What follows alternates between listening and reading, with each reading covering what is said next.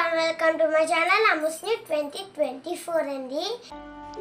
తంతథా కృపయావిష్టం అశ్రుపూర్ణాకులేక్షణం విషీదంతమిదం వాక్యం ఉవాచ మధుసూదనః.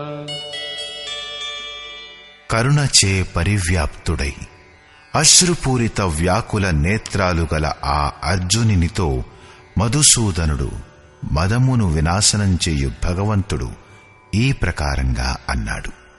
శ్రీ భగవానువాచ కుతస్త్వాకష్మలమిదం విషమే సముపస్థితం అనార్యజుష్టమస్వర్గ్యం అకీర్తికరమర్జున.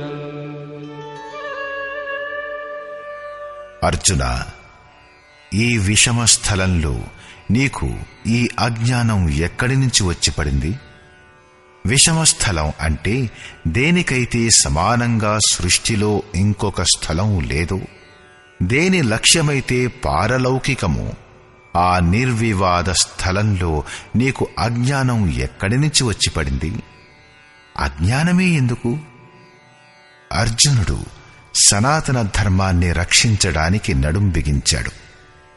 సనాతన ధర్మాన్ని రక్షించడానికై ప్రాణాన్ని పణంగా పెట్టడానికి సిద్ధపడడం అజ్ఞానమా? శ్రీకృష్ణుడంటాడు, అవును, ఇది అజ్ఞానమే. గౌరవయుక్తులైన పురుషులు ఇలా ఆచరించలేదు. ఇది స్వర్గాన్ని ఇప్పించేది కాదు, ఇది కీర్తిని సంపాదించి పెట్టేదీ కాదు. సన్మార్గంపై దృఢంగా ఆరూఢులై ఉండేవారిని ఆర్యులంటారు. కుటుంబం కోసం మరణించటం అజ్ఞానం కాకపోతే మహాపురుషులు తప్పకుండా దానిని ఆచరించి ఉండేవారే. నిజానికి కులధర్మమే సత్యమైనదైతే అదే స్వర్గానికి, లోక కళ్యాణానికి సాధనం అయ్యుండేది. ఇది కనీసం కీర్తిదాయకం కూడా కాదు.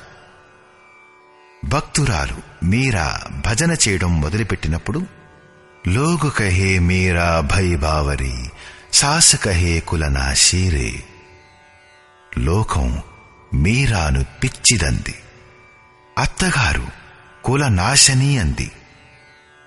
ఏ కుటుంబం, కులం, కుల మర్యాదల కోసమైతే మీరా యొక్క అత్తగారు పాటుపడిందో అలాంటి మీరా అత్తగారిని ఎవరూ గుర్తించరు. కాని మీరాను ప్రపంచంలో అందరూ గుర్తిస్తారు.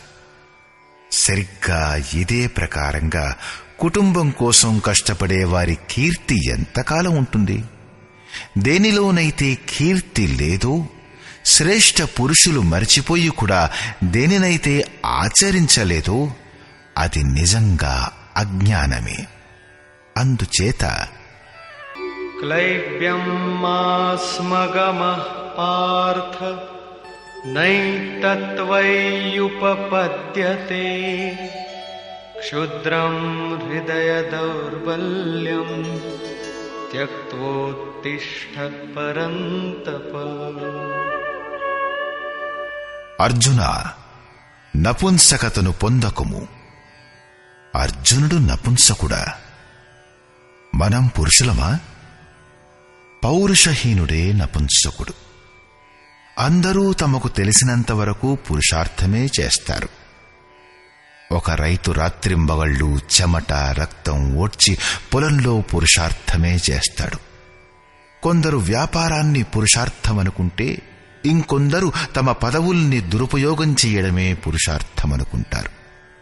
జీవన పర్యంతం పురుషార్థం చేసిన పిదప కూడా ఉత్తి చేతులతోనే వెళ్లిపోవలసి వస్తుంది.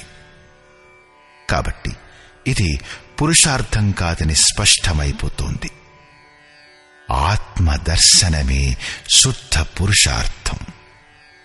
గార్కి యాజ్ఞవల్క్యుడితో ఇలా అంటుంది, నపుంసక పుమాన్ జ్ఞేయో యో న వేత్తి హృది స్థితం పురుషం స్వప్రకాశం తస్మానందాత్మానమవ్యయం. ఎవరైతే హృదయస్థమైన ఆత్మను గుర్తించలేరో వారు పురుషులై కూడా నపుంసకులే. ఆ ఆత్మయే పురుషస్వరూపం, స్వయం ప్రకాశం, ఉత్తమ ఆనందయుక్తం మరియు అవ్యక్తం. దానిని పొందు ప్రయత్నమే పౌరుషం. అర్జున, నీవు నపుంసకత్వాన్ని పొందకుము, ఇది నీకు యోగ్యమైనది కాదు. హే పరంతప, హృదయం యొక్క ఈ క్షుద్ర దుర్బలత్వాన్ని త్యజించి యుద్ధానికై సంసిద్ధుడవు కమ్ము. ఆసక్తిని త్యజించు. ఇది హృదయం యొక్క దౌర్బల్యం మాత్రమే. దీని తరువాత అర్జునుడు 3వ ప్రశ్నను ముందుంచాడు.